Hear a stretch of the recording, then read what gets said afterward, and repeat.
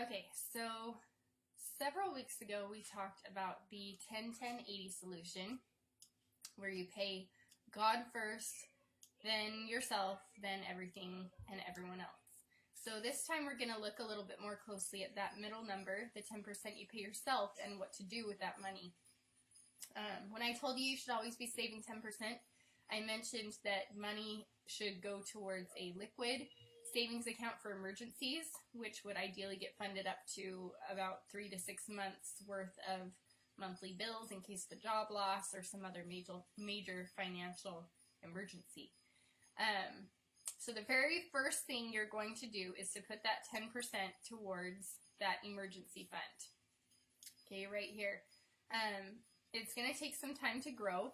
Some people say that it's better to just get a starter emergency fund going and then pay back debt and then use it to finish funding your emergency fund. So you can also do a starter fund instead. Dave Ramsey suggests getting $1,000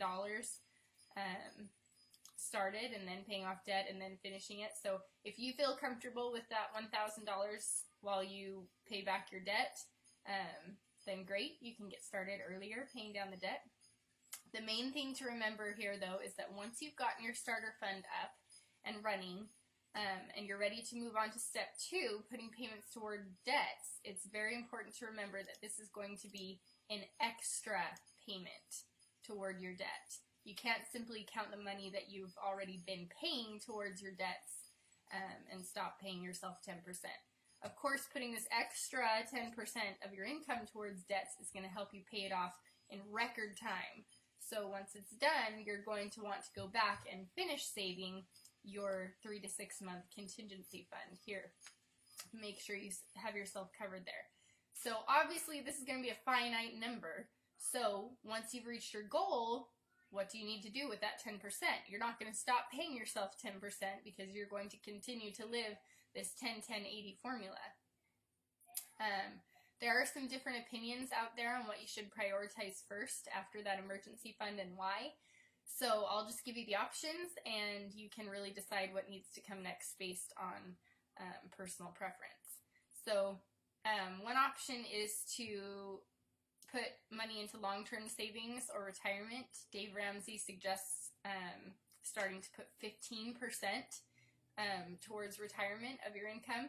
You should already be putting some of your paycheck away, at least the minimum amount that your company will match, so you can just up the payments even more to as high as they'll allow and start seeing those retirement savings grow.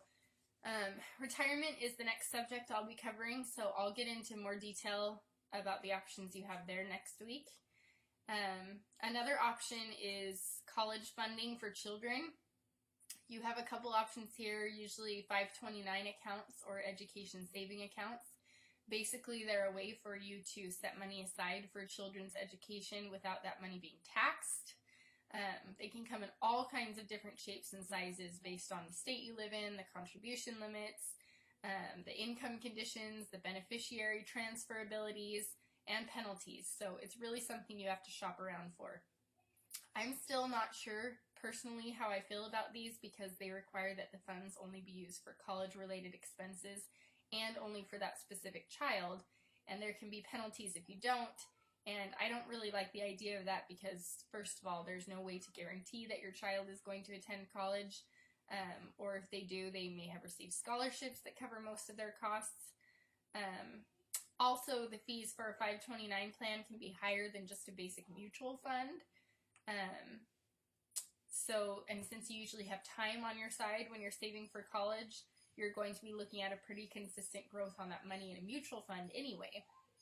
So saving for college can be very complicated, and it really requires some homework on the option that works best for you and your family.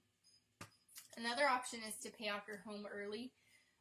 This is a marathon, but it can definitely be done. If you currently have an adjustable rate mortgage, interest only, or even a 30-year mortgage, you can consider refinancing to a 15-year fixed rate mortgage and pay off your home faster. It takes the average family about 5 to 7 years to pay off their home early. We talked about the Freedom account before too. This is the account where you put money aside for Christmas or car repairs or clothes.